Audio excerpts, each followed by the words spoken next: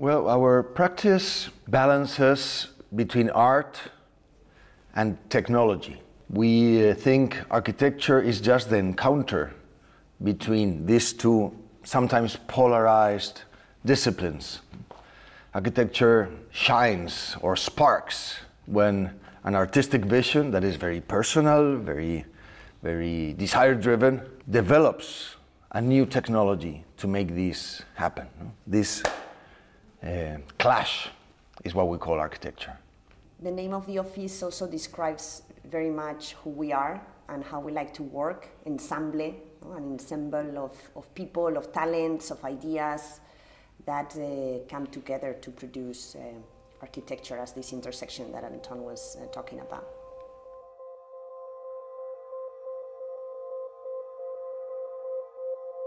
Our latest expressions of our practice has been always about this necessity, this contemporary necessity of finding the harmony and the balance and also the expression of architecture towards the earth. It's a completely different spirit that the 20th century was about the machine, the internationalization, the style. All these words are obsolete today, and the new challenges of civilization in general and architecture in particular is to find this communion with the earth. Architecture has a lot to say in this as a cultural and artistic human expression of this relationship. And we think it's because of honestly, the climate crisis in which we are immersed that forces us to rethink how we build. We have abused the territory. We have built cities ignoring completely the places where they were sited.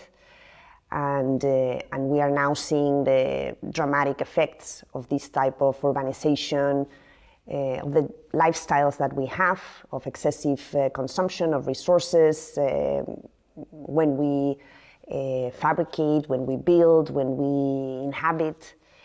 So I think now there's no other way. We really have to review how we live and as architects, how our buildings, our cities, landscapes are built and how we interact with them.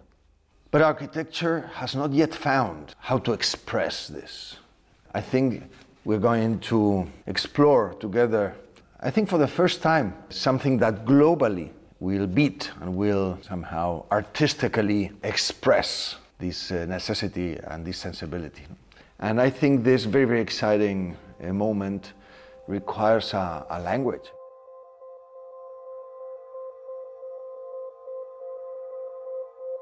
When we found it, it was wasted land. It was a dark hole that nobody knew how to use, that had been used during the Spanish Civil War as a kind of military camp, a place to store ammunition, and also as a shelter for people. So it had a kind of temporary use, but then it was kind of wasteland. So that's where we saw the opportunity, because in a way the structure was already created. I think the end of the modern was la tabula rasa. I think we are now in the era of la tabula pronta. That means that the territory is ready. You don't have to flatten it, you don't have to start from a canvas. No. The earth is ready. You just have to live with it. When we entered Terra, the space was ready. It needed care. It needed a lot of architecture, a lot of artistic sensibility, but it was ready. This is the main lesson of Terra. Was not designed. We never designed Terra.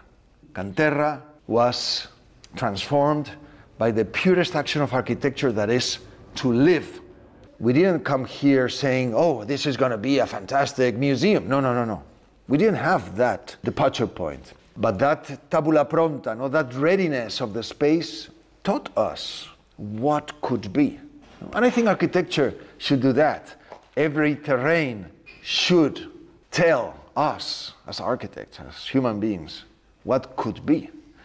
As Antón was saying, we didn't come here already with a prefixed idea, And now that we are inhabiting the place and working with it, we still don't have that prefixed idea. We like that, we are here temporarily, but this place will be here much longer and, will really become something else.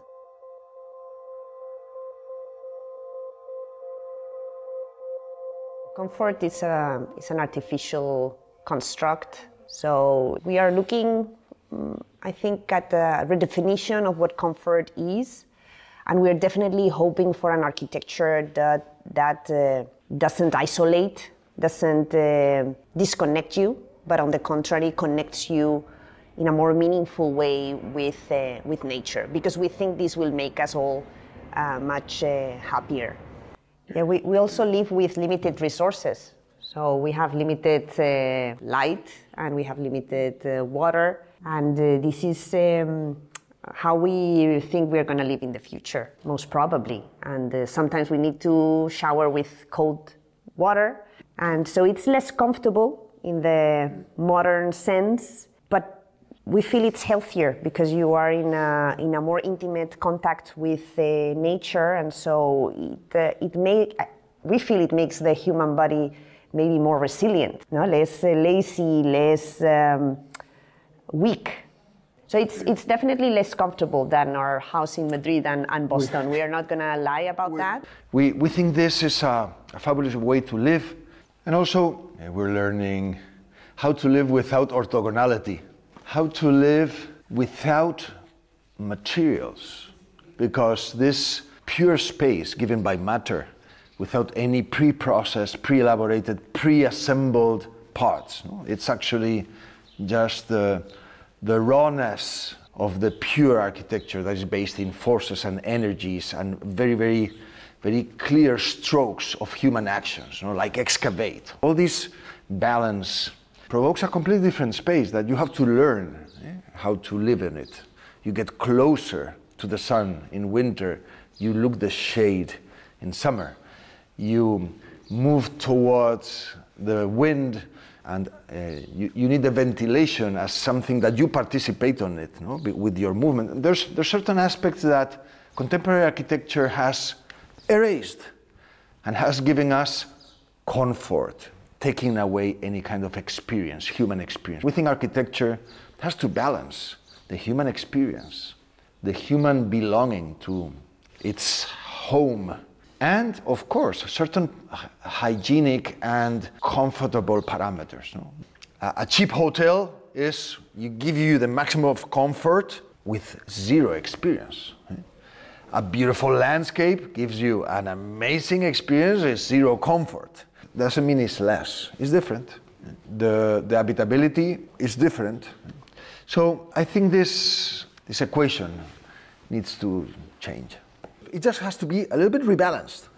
But I think in modern architecture of the 20th century, unbalanced this, where the experience was pretty much erased, and we are confined into abstracted, let's say, boxes that provide just comfort parameters. You have your temperature, you have your humidity, you have a standard light, nothing changes, everything is perfect, and that dehumanizes our relationship with nature, that is always fluctuant, is mutable, is something that is in constant dynamic.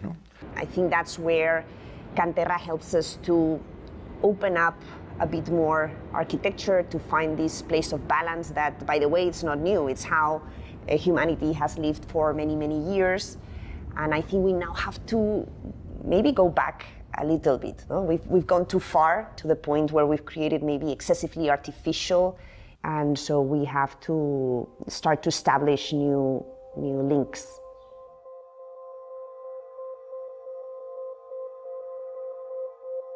Maybe what's a little bit different from our own life when we live in Madrid or in Boston is that here we live more like nomads, and we have to adapt. It's not the same to live here in the summer than to live in the winter. Yeah.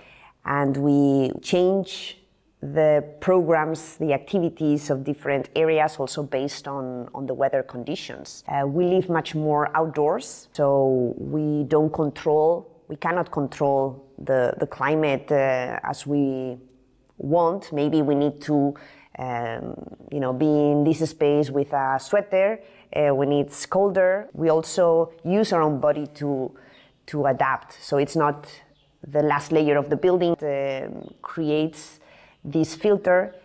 There are various degrees of filters, and there's less of human control. The paradox of modern buildings is that in winter you go on a t-shirt, and in summer you dress up because it's so cold in the inside, So I think here you need to live with what you've got, and there's always that presence, that last layer of our experience that is nature. We do think that the future and the 21st century will be known by the connection of the urban and the rural.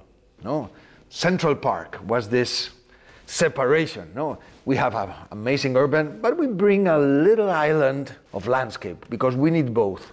I think this separation will be part of history, and we have now the technology and the human need to merge. And we will see this in our cities. It's happening already. Our cities, the territory of the landscape and the urban is gonna blur. And very, very little time from now on, we will be inhabiting the landscape. And the city would be a low-tech dream, because the high-tech dream is to live in nature. That is where we belong to, and it's a human aspiration that hasn't been fulfilled because we needed to react, we needed to escape from, we needed to protect our lives from nature because nature could kill you. Now we have the sensibilities and the technology to start thinking of living back in nature.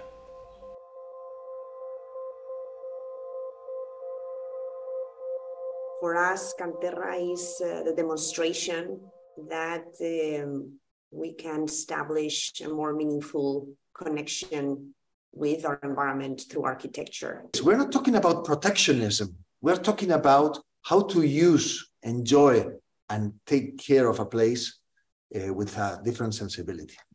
And Menorca now is one of these places of the Mediterranean that connecting with this ecological and artistic sensibilities has been growing and has been enhancing the experience of living here. We want to share this with the artistic and cultural and scientific worlds, is that the earth, the architecture of the earth, can provide all the human needs and desires of habitation and experience and shelter without the need of subduing it or transform it to the point that it's not landscape anymore. I think the lesson would be, we are here to share and to live in a harmony that will make our lives better and will create this communion and this interaction with the earth that we have to look for.